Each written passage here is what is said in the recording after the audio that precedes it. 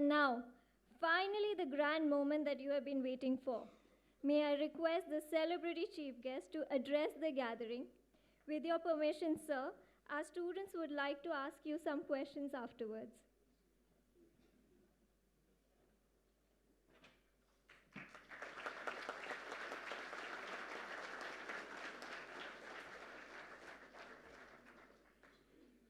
Chairman Anil Somani, the very distinguished friends and eminences on the dais, all of you in the audience, and particularly the winners of this year's Margdarshak Awards, ladies and gentlemen, students, friends, I hope that covers everybody.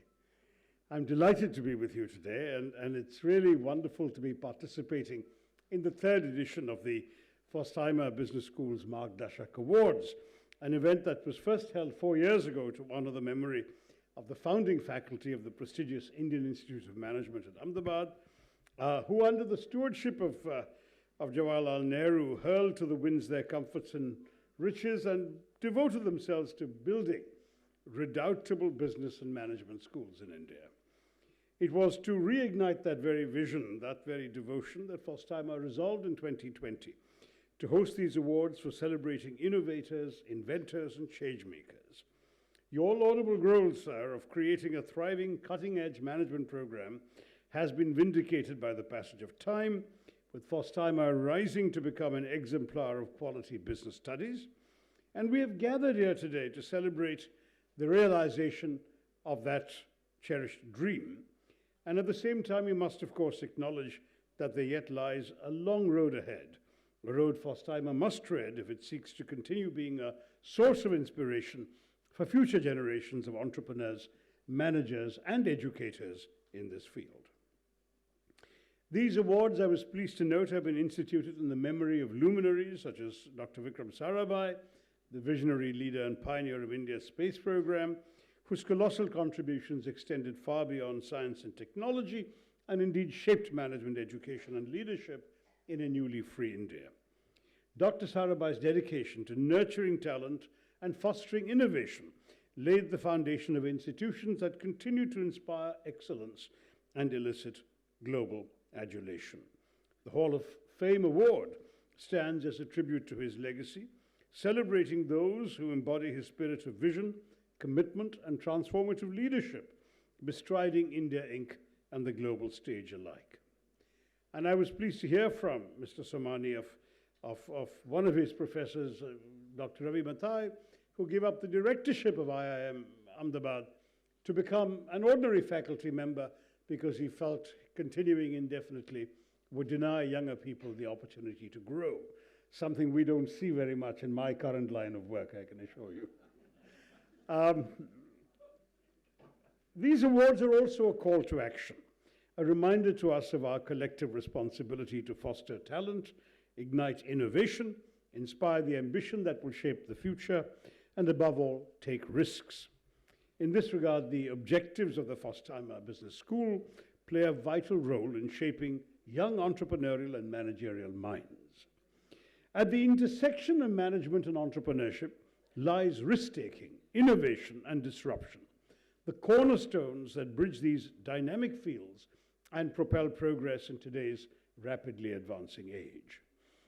Now, for all their outstanding management, both of the business school and, of course, these remarkable awards, the folks at FOSTIIMA have called upon me, someone with no industrial or entrepreneurial qualifications, to speak from a stage which technically ought to be the preserve of trailblazing business leaders and startup builders. While I do hail from a background in the social sciences, but having never partaken of any formal education in business and management theory, but perhaps after heading for 7 long years the largest department of the United Nations Secretariat, with over 800 staffers and 77 offices around the world and a shrinking budget and political pressure to prune overheads, I did in fact do some management learning on the job.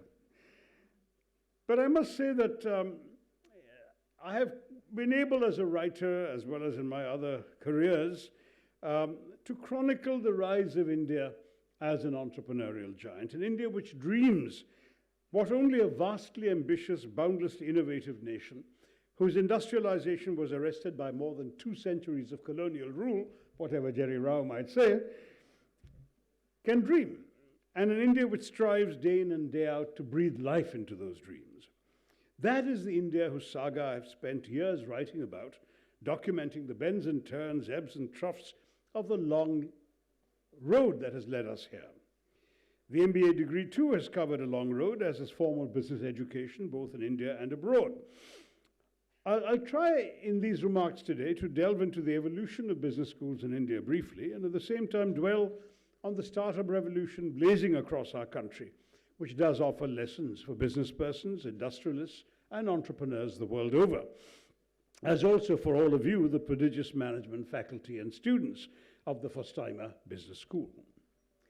As many of you are probably already aware, the MBA was established for the first time in the US at the start of the 20th century, evolving from accounting and bookkeeping courses introduced in a rapidly industrializing America.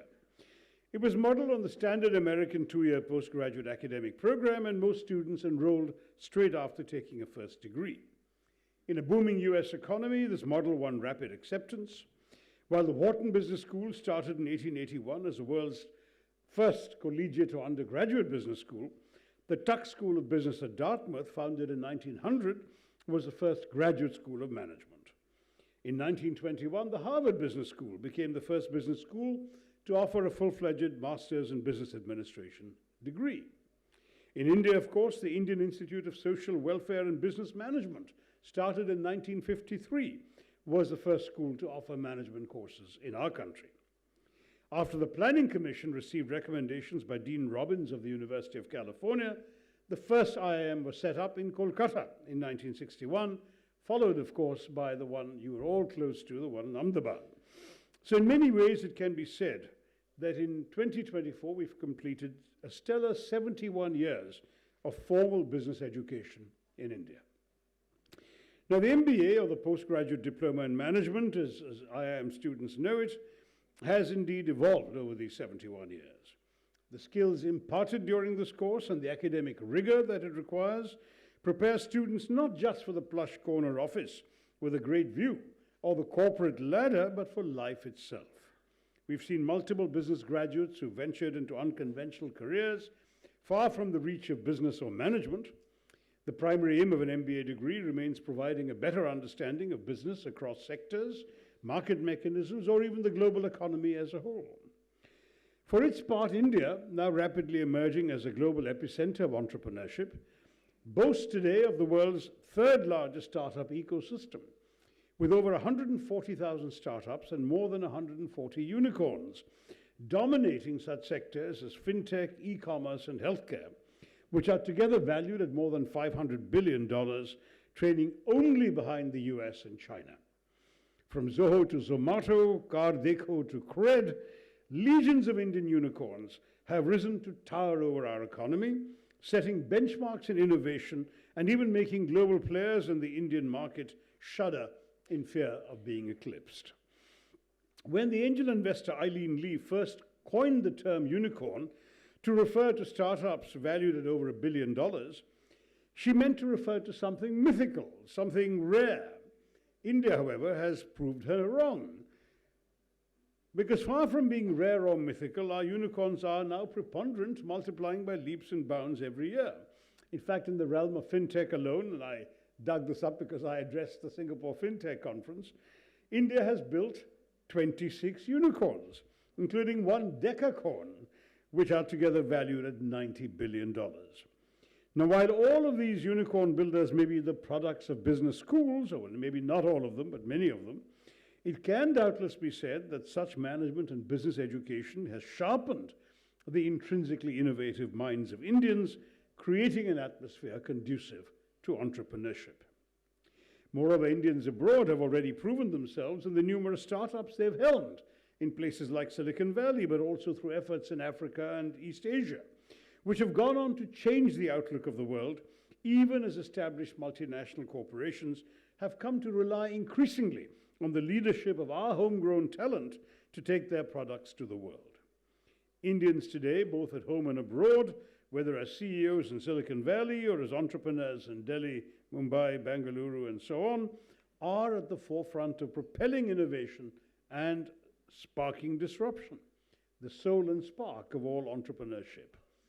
Vindicating the American inventor and futurist Ray Kurzweil's dictum that the world in the 21st century will not experience 100 years of progress, but because of the dizzying rate of technological advancement, these 100 years of the 21st century will witness 20,000 years of progress. But more than the minutiae of finance, marketing, or HR, an MBA education is about gaining expertise and exposure to the ethos of leadership, which, as has already been mentioned by one of our award winners today, is one of the objectives of a praiseworthy institution like FOSTIIMA. Today, the choices MBA graduates have for jobs are countless. In fact, far from just seeking jobs, MBA graduates today are striving to create jobs by becoming entrepreneurs. No wonder then that according to the Global Entrepreneurship Monitor, 14.2% of Indians between the ages of 18 and 34 are engaged in some entrepreneurial activity or the other. My own youth was a far cry from such entrepreneurial dynamism. I still remember that after graduating from St. Stephen's College in Delhi, I cleared the written examination and the interviews for the only two existing IIMs at that time, securing the first and second rank at IIM Calcutta and IIM Ahmedabad respectively, but chose nevertheless to go to the US for graduate school and pursue international law and diplomacy at the Fletcher School. I wonder now how different my life might have been if I'd made a choice to study at one of the IIMs. Yet the career choices made by management graduates in the 70s were made in a very different environment. Our economy was a closed, socialist, protectionist one. International exposure was limited. And I didn't fancy selling detergent for some Hindustanized multinational.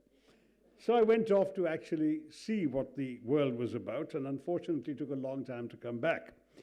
But today, of course, the world is smaller, opportunities are greater, and today's graduates have a wide variety of choices unknown to previous generations. In my 2007 book, The Elephant, the Tiger, and the Cell Phone, 17 years ago, I likened the Indian economy to an old elephant, the big, slow, lumbering elephant with a long but not always happy history, of whom it was widely accepted that she had known better days. But then after more than 4.5 decades of economic stagnation and suffocation in the guise of self-reliance, a watershed moment came in 1991. Proclaiming in Parliament that no power on earth could stop an idea whose time had come, Dr. Manmohan Singh, then the finance minister, liberalized, privatized, and globalized the Indian economy. Almost instantly, our economy began to metamorphose. The elephant's old fat was giving way to muscle, and appearing on the elephant's back, at first faint, but soon clearly visible, was the unmistakable sign of stripes. As large black stripes began to whirl around her torso, there was no doubt at all, as I wrote, the elephant was becoming a tiger. 17 years since I first used this metaphor, it can safely be said that in India today, entrepreneurs, startups, and management and business students like yourselves, young people, symbolize those large black stripes, swirling rapidly around the elephant and transmuting it into a sleek and agile tiger, industrious and innovative once again. Today, India sparkles as one of the world's fastest growing economies, the fifth largest. Not only did our GDP grow by over a stellar 10% in 2010-2011 under the UPA government, in which I was proud to serve, but our economy rebounded fairly quickly even after the globally catastrophic rigors of COVID-19, not to forget that we weathered with considerable ease the stresses and strains of the 2008 financial crisis. This, in great measure, is due to those immense black stripes around the torso of our elephantine tiger. Indeed, between the fiscal years 2016 and 2023, startups, now the hallmarks of India's economy, contributed to our GDP growth by a whopping 10 to 15%. And according to a report by the Confederation of Indian Industry, are slated to add $1 trillion to our economy and create 50 million new jobs by the fiscal year 29-30. It's indisputable that the immensely promising graduates of the FOSTIIMA Business School will grow to be at the forefront of these developments. Now, no sooner had entrepreneurship taken off in the early 2000s than it began scripting a glorious, transformative saga for India's economy. In the years since, this momentum has been fueled by the growth of our economy, a vast reservoir of talents stemming from all parts of India, the advent of incubators, and an inflow of venture capital, both domestic and foreign, with India emerging in recent years as the second largest destination for venture capital and growth funding in the Asia-Pacific, especially in such areas as consumer tech, fintech, and software as a service. To this list of enabling factors can be added the boundless global appeal that such entrepreneurs as Steve Jobs, Bill Gates, Elon Musk, of course, today, Jeff Bezos, and Sam Altman enjoy in popular culture. The cults of personality around these entrepreneurs across the world, and especially in India, they've spawned a succession of podcasts, entrepreneurial and fintech influencers on Instagram, X, and Facebook, and reality television, such as the immensely popular Shark Tank India, forging an aspirational culture dedicated to nourishing and strengthening startups. At the cost of sounding chauvinistic, I believe that Indians are innovators par excellence, and the urge to innovate is ingrained in us from our earliest days. Ever since the dawn of Indian civilization, which in some ways was the dawn of time itself, the overlapping phenomena of innovation and disruption, which are the soul and spark of all entrepreneurship, have been driving Indians from strength to strength, making us incorrigible innovators, or, as the Austrian political economist Joseph Schumpeter would have had it, creative destructors. India was, after all, ahead of the world in the realms of science, medicine, mathematics, astronomy, and philosophy, to name but a few fields in which we outshone the globe for centuries. Ours is the land of Ayurveda, the famed medicinal system of ancient India, now revived and exported to the world as a whole, with even Western nations, from Switzerland to the US, officially recognizing it. Ours is the land where the zero was invented and the decimal system made a reality. Here was recorded that to over 2,000 years ago, the first instance of a nose job, that is rhinoplasty surgery. And no, I'm not referring to our god Ganesha, as somebody unfortunately did. I'm referring to Sushruta, whose record of the first rhinoplasty surgery has survived, along with some of his instruments. So we have evidence of this having happened 2,000 years ago. Here too were heard long before Copernicus in the West the first few rumblings of heliocentrism.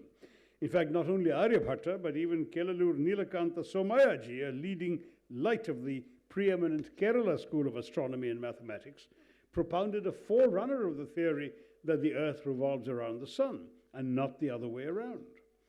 The impulse to innovate has thus been a defining characteristic of the Indian mind and civilization from time immemorial. But while there was a time when India was hailed all over the world for inventing the zero, today many feel that all we are inventing is zero, and that needs to change. Ours, as I've argued, is an inherently innovative civilization, and the wheels of Indian innovation and imagination must never stop turning. I hope institutions like FOSTIIMA will encourage innovation in its own classrooms. Today, of course, India has plunged headlong into the generative artificial intelligence revolution, with Stanford University's 2024 AI Index report identifying India with over 300 AI startups as one of the countries with the most AI startups in the world. Indeed, according to a report published by the Boston Consulting Group, India leads the world in ChatGPT usage, having surpassed even the United States, where ironically the generative AI revolution began, and which leads the world in total AI private investment. I don't know how many of you have been using AI to write your reports in your management class, but certainly there seem to be enough of us using it. So there is nonetheless a lot of reason to be bullish about the future of AI startups in India. Some have been saying chauvinistically that the I in AI has come to stand for India and A for advanced. It can surely be said that it reflects India's unity in diversity, especially its linguistic diversity, because by building some of our first multilingual large language models, Indian startups are shining spotlights on our 22 official languages, enabling Indians nationwide to reap the benefits of this technology in their own mother tongue. The potential of Indian AI is colossal, and in the years ahead, it's bound to assume even grander proportions. As a joint report by NASSCOM, your old organization, Kiranji, and still the foremost trade association for the information technology industry, and by BCG, they did it jointly. What is more, just last month, the Union Minister of Education announced 3 centers of excellence for artificial intelligence, focusing on healthcare, agriculture, and sustainable cities. In other words, under the tutelage of prestigious Indian institutions, such as IITs and indeed IIMs, and industry leaders and prominent startups, these centers will widen the scope of AI innovation and research to revolutionize healthcare delivery, bolster food security, and develop our urban spaces coherently in an ecologically friendly manner. Thus, they will harness this evolving technology to help India better grapple with its most pervasive and pernicious difficulties. Today, we also seem to be leaving no stone unturned in leveraging quantum technology, with the National Quantum Mission firmly in place to incubate startups in this field, which will empower them to leapfrog into global prominence, and seed, nurture, and scale up research and development for creating a groundbreaking ecosystem that will enable us to be in the vanguard of the quantum technology revolution. As of now, India boasts of around 40 to 50 startups in this field alone. So all of this makes it evident that India, the elephantine tiger, will not merely drive this technological entrepreneurial progress and benefit from it, but one day can rise to embody it. And why not? After all, industrious as we are, brimming with an intrinsic creativity and spirit of enterprise, are we not especially suited to harness this rapid technological advancement for both ourselves and the world as a whole? So legendary is our impulse to innovate, or at any rate to find inventive solutions to everyday problems, that as I was invited by the University of Toronto back in 2011 to inaugurate an India Innovation Center at that university. Of course, they were interested in hearing more about Jugaad than anything else. And of course, many of us today will hear that that's just a band-aid solution, doesn't quite cut it. But the truth is, it's not just a dubious quick fix that testifies to the tendency to make do, kaam chalao, No, I think it's more than that. I think Jugaad is about coming up with innovative and ingenious solutions to indigenous problems within our indigenous constraints, finding unconventional and creative answers to the conventional challenges we face, and above all, deploying new, non-traditional devices to resolve traditional age-old problems. So it is that a nifty Indian villager has constructed a makeshift vehicle to transport livestock and goods by rigging a wooden cart with an irrigation hand pump, which he has repurposed as an engine. Commonplace machines and household objects are refashioned in ways their manufacturers would never have imagined. In Punjab, for instance, cheap, locally manufactured washing machines doubled as churners of lassi. I'm sure many of you are aware of this, even though summer and the lassi season is behind us. But since many shops were too tiny to accommodate washing machines, some innovators repurposed the motor and shaft from a table fan, modified them, and attached blades to create portable blenders. So this proves that in India, everything is reusable and reimaginable. You just need an Indian to do it by your side. Instead of complicating or needlessly embellishing our products, we strip them down to their bare bones, and reinventing the wheel to lethal effect, we make them affordable, durable, and useful. All of this is to say that while Indians are now masterfully thinking outside the box and coming up with innovative solutions in entrepreneurship, this spirit of Jugaad means we've been finding in our everyday lives creative ways to work within our limited resources. It was in recognition of our impressively innovative startups that the Global Innovation Index 2024 ranked us 39th amongst 133 countries worldwide. So this irrepressible spirit of Jugaad is most recently incarnated in the realm of quick commerce, donning the mantle of astronomically successful ride-hailing and on-demand delivery services, such as Rapido and Blinkit. Riding on the crest of India's digitization and peer-to-peer payments wave, these startups have transformed the simple idea of rapid neighborhood deliveries into a powerhouse of scaled, efficient retail, all while generating a tremendous amount of gig employment, even though not happy about the working conditions of India's gig workers. At present, over 7 million individuals, and their conditions are far from satisfactory. We do need to do something about that. But one thing is unmistakable. Long gone are the days when Indians had to rely on obliging friends and relatives returning from abroad to bring them all sorts of goodies that were simply not available here.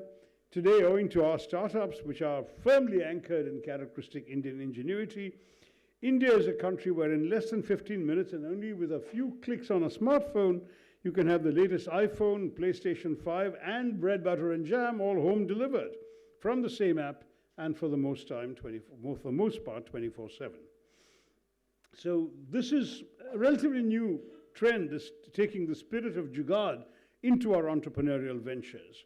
But I think we can adopt it even in our business management schools, and in this regard, maybe FOSTIIMA can show us the way.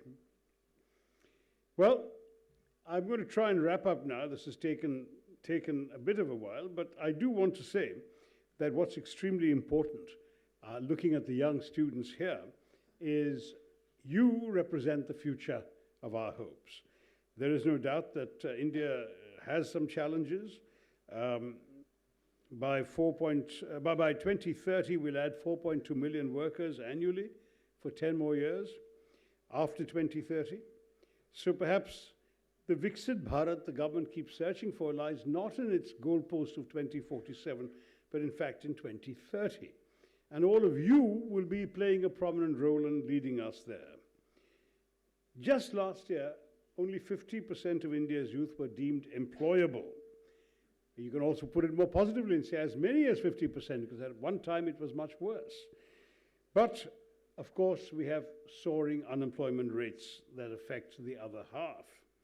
One of those curious paradoxes of life is that, however, unemployment has sharpened young India's entrepreneurial spirit, motivating our youth to envisage disruptive startups in the middle of a job crunch. So you can be job creators and not just job seekers. We must therefore strive to channel our ambitious, innovative, and hardworking youth's drive into conducive avenues, empowering all of you to transition from seeking jobs to creating them, ensuring that your brilliance and creativity are not snuffed out by the dearth of opportunities in the job market. I certainly hope that India will be that zestful country where fresh graduates join a dynamic, competitive, productive, and youthful workforce capable of being the powerhouse of the world. So I do want to say that there are challenges, and I don't want to dwell too much on them, but I am very conscious of the fact that there's too much mismatch between what you are able to study at school and what the job market wants. And indeed that some of the top companies in our country, certainly Infosys and TCS are good examples, after hiring graduates, give them a year of remedial education. Not on-the-job training, but actually putting them through coursework in a university type of setting to make up for the deficiencies of what they have not learned in college. I'm sure that'll be different for those of you coming out of FOSTIIMA, but the truth is it's extremely important to realize that we have a great deal to do to improve the training and preparation of our youth. There are now entrepreneurship and skill development programs being conducted by the government, not enough and not with enough placement. You all have an enviable placement record coming out of FOSTIIMA, less true of some of the efforts made by the government. At the same time, the quest for a young, aspirational and entrepreneurial India is a crucial aspect of the nation's journey towards a progressive future. From Professor Chandragiri's Sople to Ritesh Agarwal's Oyo, Nikhil Kamat's Zerodha, to Adit Palicha and Kaivalya Vora's Zepto, the majority of prominent Indian startups were launched by young and dynamic Indians. In order to augment this fervor, we need to transform India through young people like yourselves. If we are truly to become a leading light, I recognize in the policy sphere that we must confront a score of challenges that continue dogging us. And I think this is where legacy business leaders, Margdarshaks, elected representatives, all of us must band together to deliver our startup founders from these woes. We do have a shortage of capital and financing. The onerous challenge of securing adequate funding still haunts many a startup. We do require sweeping reforms that guarantee the availability of adequate domestic and foreign funding for entrepreneurs. We must further relax regulations and provide more incentives. And we must also disband the oppressive red tapeism that casts spanners sometimes into our enterprises. Now, these policy and regulatory challenges are old hat. We all know about them, but there's a great deal that we should be able to do to make that cliche of the ease of doing business an absolute reality. Instead of expending their vitality on exacting compliances, in Kuwait, startups should primarily focus on their own growth instead. And I think if we were to streamline regulatory processes, simplify compliance procedures, and reduce bureaucratic hurdles, we'll encourage a lot more young Indians to start and sustain businesses, and others to create businesses that can hire the rest of young India. So I will try and wrap up at that point, because we're all like Egyptian mummies. We are strapped for time. I think that this revolution that's blazing across India has gone beyond the Bengaluru, Mumbai, Delhi, Gurgaon triangle that we all talk about to Tier 2 and Tier 3 cities, including my own constituency of Thiruvananthapuram, where we hold a magnificent annual gathering called the Huddle Global, which is India's and Asia's largest beach startup festival, in commemoration of the spirit of innovation and disruption, which is graced by entrepreneurs, industry leaders, policymakers, elected representatives, and investors from across India and the world. So even if you come from a smaller town than Delhi, there is hope, opportunity, and exposure available to you. So it's undeniable that the elephantine tiger has come a long way. Its lumbering gait has evolved into a purposeful stride.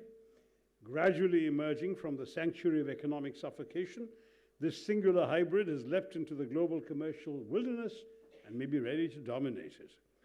In fact, when I wrote the book, the cell phone was my metaphor for this instrument of change. Today, it's undoubtedly the internet, AI, UPI, high-tech, including fintech, the whole tech stack that the government is rightly proud of. At such a crucial juncture of India's economic destiny, institutions such as yours, FOSTIIMA, have an indispensable duty to discharge. Through your terrific faculty, academic excellence, and extracurricular brilliance, you must create graduates capable of evolving innovative and imaginative ways to overcome the challenges facing us today.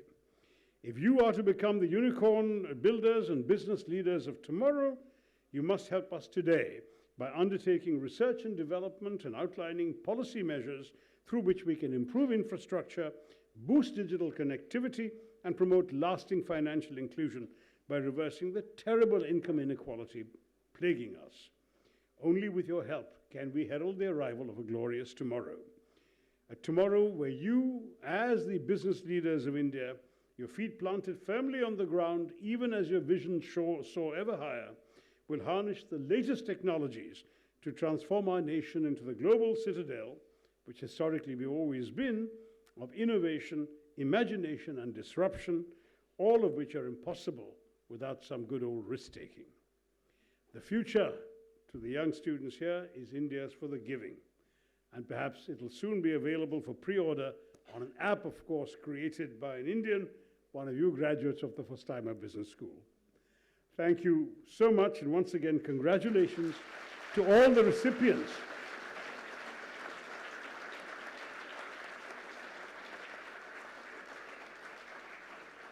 Congratulations once again to all the recipients of the Margdarshak Awards.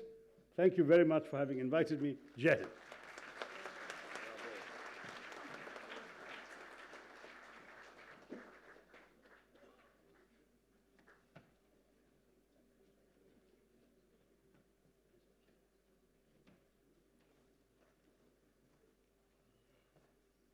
So with your permission, our students would like to ask you a few questions.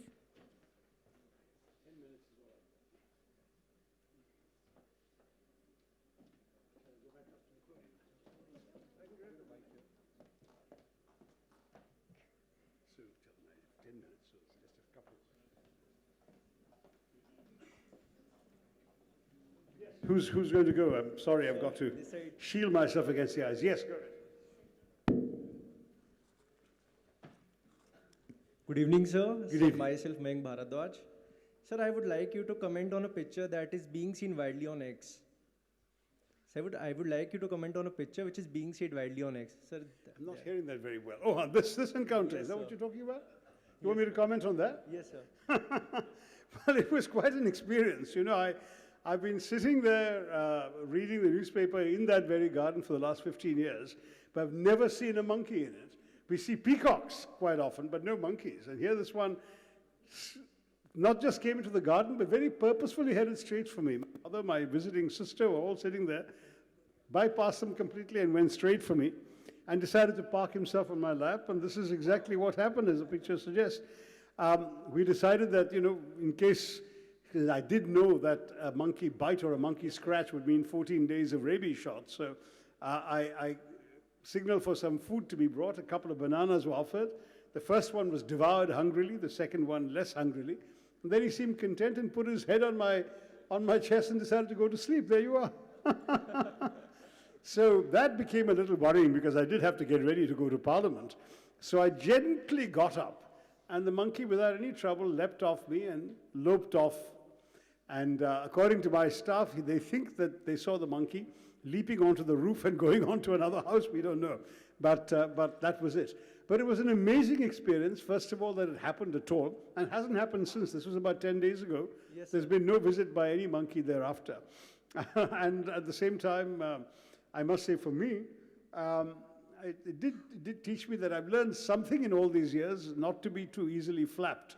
Because I think if I had overreacted or shown some sign of panic or anxiety, there might have been perhaps an unfortunate sort of scratch or whatever. This way I was calm, the monkey was calm, we had a great time together. Thank you so much, sir. Thanks. Good evening, sir. No, Kiran Karnik mischievously said the monkey probably went to Parliament. I assure you we have more snakes there than monkeys. Good evening, sir. Myself, Mokshit Sharma. My question is, sir, why the standard of study is so bad in the interiors? This is a genuine problem. I remember when I was minister in the education ministry, called HRD in those days, there was a study done by one of the major associations, I think it may have been ASOCHAM or FICCI, that claimed that 82% of Indian graduates were unemployable. At least now it's down to 50. I feel that's much better. I was very worried about this. I tried to talk to some business leaders in various parts of our country. The general perception was that we have really a few islands of excellence floating on a sea of mediocrity. It's not so much the cities versus the rural areas or interiors or whatever, it's merely the quality institutions. The quality institutions were few and far between, and the rest, sadly, were seen as just churning out people. I'm not just talking about management schools, I'm talking about all subjects. For example, engineering. The organization I headed in the Congress Party, the All India Professionals Congress, in Kerala did a study of all Kerala engineering graduates. They conducted a survey, a good response rate. They discovered that 66% of Kerala's engineering graduates are today in jobs, those who had jobs, are today in jobs that did not require an engineering degree. So essentially their education was wasted. Why was that so? Either it wasn't good enough, or what they learned was completely irrelevant to what the market wanted and what employers were looking for. So they had to end up doing other jobs. Now, this kind of mismatch is something we had to fix. I tried, but I had too short a time in the ministry. I think we really now have to take an active role, and the government can be a thought leader in this, in working with academic institutions to align them better with the needs of the workplace. For example, we asked Mr. Narayana Murthy to do a study on academia-industry interface. And he wrote a very good report, but sadly was gathering dust after we left government.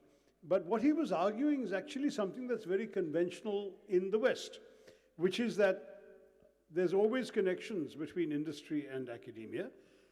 Very often it's commonplace that an industry with an idea will go to an academic institution, a university, graduate school, whatever, and say, look, if we give you this idea, do you have students who can research further, see if they can develop a saleable product based on this? We will finance their studies here and their research, and whatever comes out of their work, we'll give you credit and some royalties, and we'll manufacture it. And that's completely common in Silicon Valley or in the Raleigh-Durham Triangle or in places like that in America. It's uncommon, unknown in India. That's the kind of change we needed to bring about. And I agree with Mr. Narayan Murthy, we could have done much more of that. Sadly, we haven't made much progress. We do have some challenges in India in learning lessons from our own failures quickly enough and moving on. I'm not trying to be political here. The government of today, even though it's a government I'm opposed to politically, has done some good work in areas of growth, development, industry, and so on, though the people who worked in these industries are in a better position to tell you if I'm right or wrong. But I will still say that some of these areas, skill development and training for jobs, this question of the way in which we have not done enough to narrow the mismatch between education and the workplace, all of those things could have been given more attention. And one of the things I also, and this is not for management students, but just for ordinary blue-collar workers who are a large part of our unemployment problem, we have so few trained workers. Professions in our country are passed on down the gene pool, right? So if you really have a fancy for working leather, cobbler, or whatever, you better have a father or an uncle who's a cobbler, otherwise no one's going to teach you how to do leather work. If you want to make pottery, same story. So essentially, it goes down that way. There's no formal training. You learn what your father was doing, your uncle was doing, and then you carry on down that way, and then you teach your son, and so it goes. The caste system evolved that way. But the problem with this is, that's not good enough. You need certified things for you to be employable beyond your immediate environments. Now, I discovered, for example, and I'm talking as late as 2014 when I left government, that we actually had, in such a large country, a shortage of masons. You know what a mason is, right? For all the construction sites, you need masons. Because every mason with a diploma that was recognized was in the Gulf doing construction there. They weren't working in India anymore. Now, why is that? Partially because we don't have enough certificates being issued in any formal training. Partially because a lot of our employment at the bottom levels is whoever is willing to sort of learn on the job and seems to have the ability to start doing or has done something similar before, gets the job and moves on. And there's not enough proper professional skilling and development. So all of these things are easy problems to identify. But unfortunately, no government, and certainly not the present one, has done anything concrete or substantive other than talk to actually deal with these problems. That is the issue. Thank you, sir. We'll take one more, perhaps. There's somebody else. Yeah. Hello, sir. Sure. So I have read your article where you have written that do not write off Trump's America. So I wanted to know that how do you feel about Trump commenting upon BRICS becoming stronger day by day? Yeah, well, Mr. Trump has an eccentric way of lashing out without very much thought on these matters. Look, there are some in America, and he must have been talking to some advisors who felt this way, who fear that BRICS would become an alternative geopolitical global center to the US and the West. Now, I know that's really not on the cards from India's point of view. We are a leading light in BRICS, and we have no desire whatsoever to be creating an opposition pole to the West. We want to work with the West, and indeed, India has very good bilateral relations with America. So we are not going to let BRICS become that. It is true that at a certain time, China tried to position itself as the alternative pole. And you know that, for example, when it came to development financing, they resisted the American and Western stranglehold on the World Bank and the IMF and said, why don't we create the new development bank through BRICS and the Asian Infrastructure Development Bank under China, and we will give the money for it, and we will make sure the developing countries can come to us if they can't go to the World Bank and IMF. To my mind, both can coexist, and they do, and they have done ever since BRICS was established. The second thing that bothered him was this story that was going around that BRICS was interested in de-dollarization, that is creating an alternative currency. The Russians are very frustrated because their currency, it was felt, would lose value because of American sanctions. The Chinese also worry about the extent to which their currency may be dependent upon their buying American treasury bonds and so on. So there was some talk, particularly in those two countries, why don't we create an alternative currency in which international trade can take place? So you create a BRICS rupee or whatever, and you then buy and trade with each other in the BRICS rupee rather than US dollars. Right now, for example, many international commodities are priced only in US dollars. Transactions are conducted in US dollars.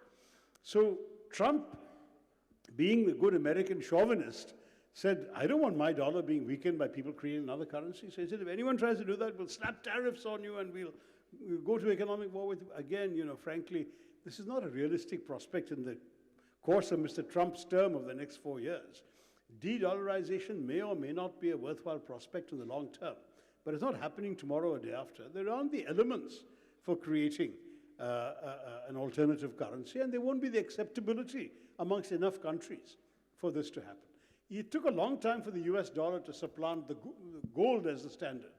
And eventually, one day, yes, the US dollar may well be supplanted, but it's not now, and it's not in Mr. Trump's lifetime, so he shouldn't worry so much. Thank you all very much. I'm really sorry, but I have to move on. It's been great to be here. Thank you. Sir, one more last question I would like to ask. Sir, here. One last question. All right. In the interest of gender balance, let's have a second girl for the two boys. Okay. Sir, in your speech, you mentioned Jugaad is the new creative way to this lifestyle. So what Jugaad would you suggest to these young professionals in maintaining work-life balance in this competitive corporate world? Simplest Jugaad is switch off your phone so your bosses can't call you at midnight. But I am, of course, joking because I'm sorry, I actually went and visited the parents of this young girl who at the age of 26 died of a heart attack at her desk on her first job. Because of this ridiculous stress to which she was put. Her father was telling me how she would literally have to work every day till midnight. She would come home at midnight and get a call, more nights than not, saying, I want to report on my desk by 6 a.m. tomorrow. And when she said, I'm exhausted and so on, they would say, sorry, we all work at night, which was probably not true anyway, but the youngsters were being exploited ruthlessly. And this girl started developing heart palpitations and so on. She was a fit girl. She was a hiker and a kayaker and so on. So nothing to do with her having had previous ill health. But it was sheer stress and overwork that did this. So I have written to the Minister of Employment and Labour saying that we must give people the right to disconnect. There's got to be some enforcement of working hour legislation in our country. I know that young people are also ambitious and they want to impress their bosses and they'll take on unreasonable tasks forever, but there's also some human rights in this country, for God's sake. And so for the very problem that you've identified, I think we really need, first of all, to try and stand up for it in the Parliament, which I've been doing, and I've called on the Minister, reiterated my message. I've called on the parents and expressed my sympathy and concern, given publicity to this problem. I've written about it. I will speak about it, given the chance. But bottom line is, you also must learn to stand up. I've had, when this girl died and I mentioned calling on the parents, I got letters from all sorts of people, including fathers and uncles and relatives of young people who are being worked to the bone right now in many companies. And these are fairly prestigious companies. So I do want to say that I think there are limits to how much can be demanded of you, and every young worker should have the right to disconnect. So I'm not totally joking when I say, after a certain hour, switch off your phone and let your boss know that you'll deal with it the next day. Thank you so much, sir. Any 3 words for first-timers' efforts today for the event? To recall the? Sir, any 3 words would you like to describe for today's event organized by First Timer? Oh, it was a wonderful evening. I really enjoyed. I'm not going to give you some long sort of sesquipedalian adjective to describe the evening. It was interesting, and I hope you weren't all too bored by my speech, but great to see you all, and good luck.